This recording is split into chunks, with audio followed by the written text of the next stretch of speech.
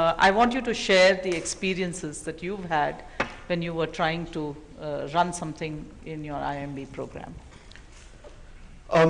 Well, actually, this is a good audience to engage with because they talk about working with entrepreneurs and nurturing them. Entrepreneurs exist not just in the world of business, they also exist in the world of politics. Because politics is all about bringing about change, finding very few resources, having very superhuman goals and trying to achieve them in some manner or the other, in a very uncertain environment, right? And so we have a lot of political entrepreneurs out there, not necessarily interested in making money, but in making an impact, right? How do they get from point A to point B or Z or wherever, right? That's the larger question.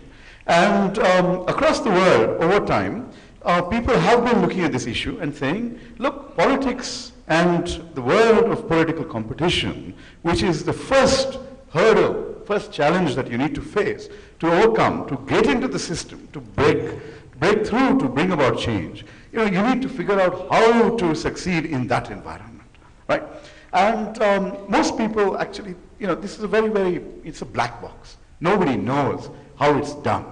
You need to be born in the right families with the right genes. Who knows? Okay, you may need to have a lot of wealth. You may need to have some other kind of achievement and track record. You might need the right caste combination. Who knows what it takes to break through?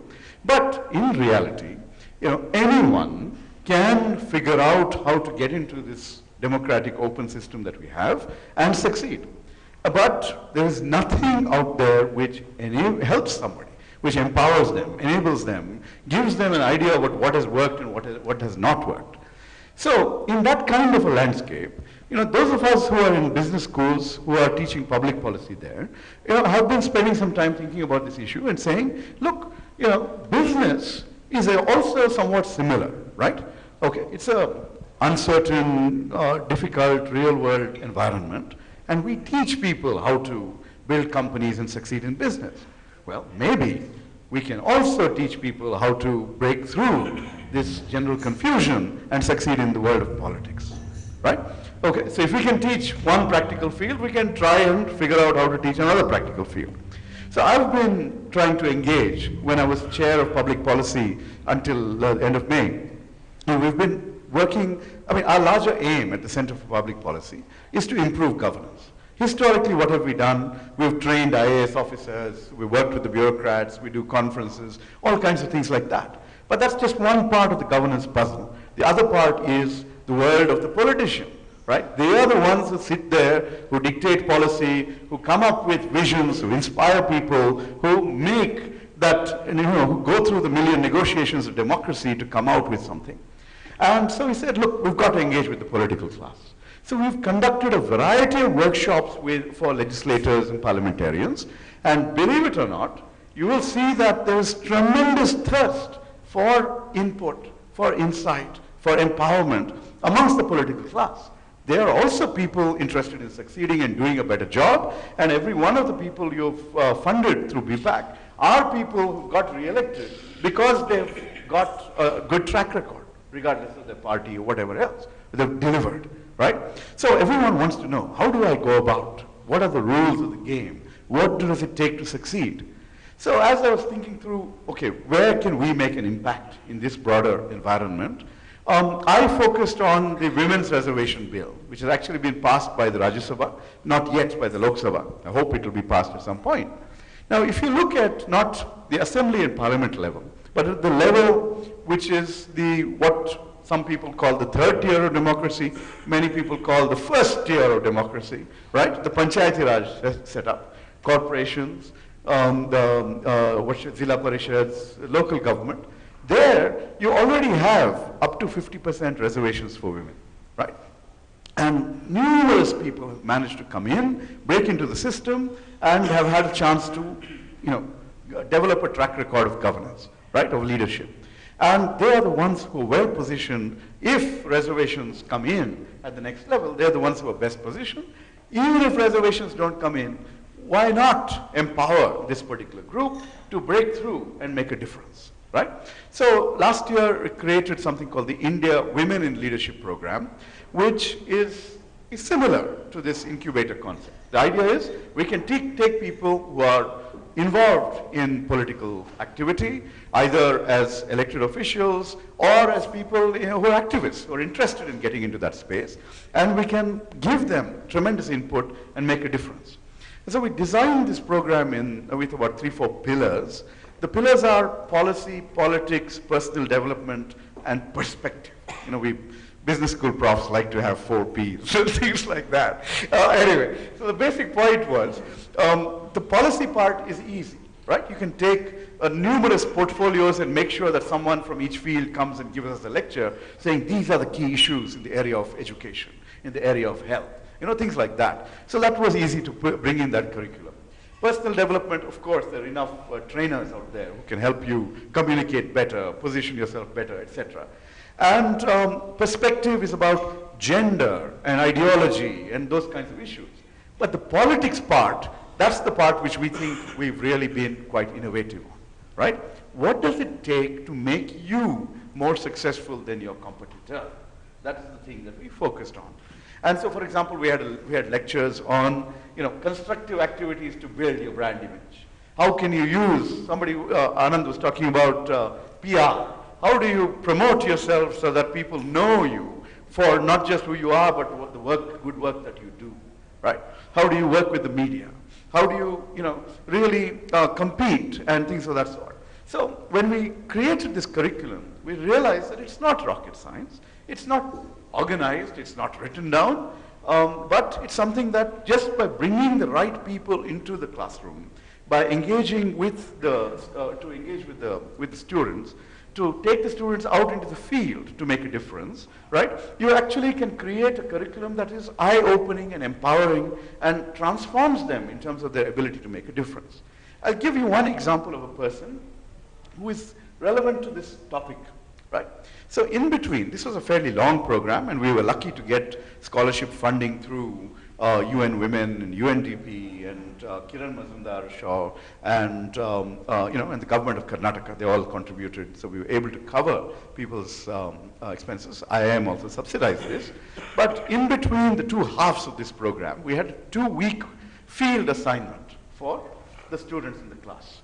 And about 20 of them had already got some political experience, one of whom was the corporator from HSR layout, right? Her name is Lata Narasimhamurthy. So she used this 2-week assignment. She had to deliver something to us, right? So she used this as an opportunity to create a movement for a plastic-free HSR, right? And so some of our other students worked together with her. They worked with institutions. They really put in so much effort that in those 2 weeks they were able to create tremendous momentum for that concept. After graduating from the program, she has engaged with an organization called Embark, who are now working with her on how do you turn HSR into some kind of a model ward. Bring in planning, transportation, a whole bunch of other things. And she says none of this would have happened if not for the eye-opening aspects of the immersion that she got in our program, right?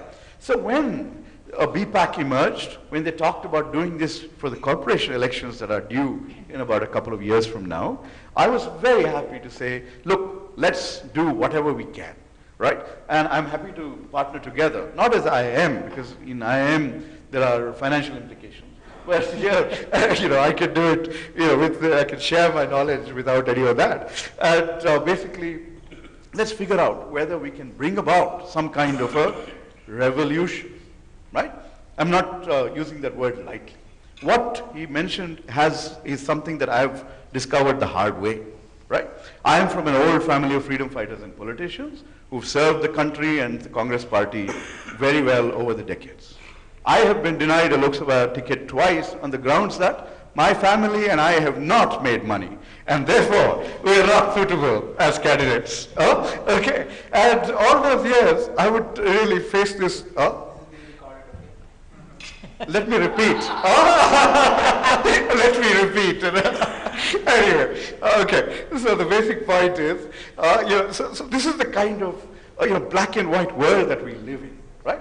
On the one hand, we have all of us wanting better governance, and we have another, the world that gives us, the leaders who make that governance happen, is faced with this conundrum that politics costs money, campaigns cost resources, right? Actually, politics is a full-time job. I shouldn't even be in the classroom. I should be in the field all the time, right? So this is the sort of challenge that we face. How do you balance these things out? And so one way is to get people who want better governance, who have some small change to spare, to really contribute without wanting anything personal, with only the interest of public betterment in mind. And so that's what BPAC is all about, and I'm very happy to be involved with that, to help work with RK and Harish and Revati and the entire team, Kiran and the team, to try and create this space where numerous youngsters, either people who are accomplished in other fields already, or people who are interested, who are working on the ground and who are making a difference, so that we bring them together. We create a curriculum that is rooted in Bangalore, in practicality, and in idealism at the same time, right? We want people to succeed and to succeed cleanly, honestly, right? There are ways to raise resources. Many of the problems that we face in India today are not, it's not like everyone in this country is corrupt and crooked, right? Basically, people want to do a good job. We have created a set of legal arrangements, expenditure limits, which are impractical. Difficulties in raising monies in a clean, open manner. All sorts of problems that we've created for ourselves, right? And that's why we end up in this situation where only the corrupt and the criminal thrive, right? We can change that. We can change that partly by investing and working with people ahead of time.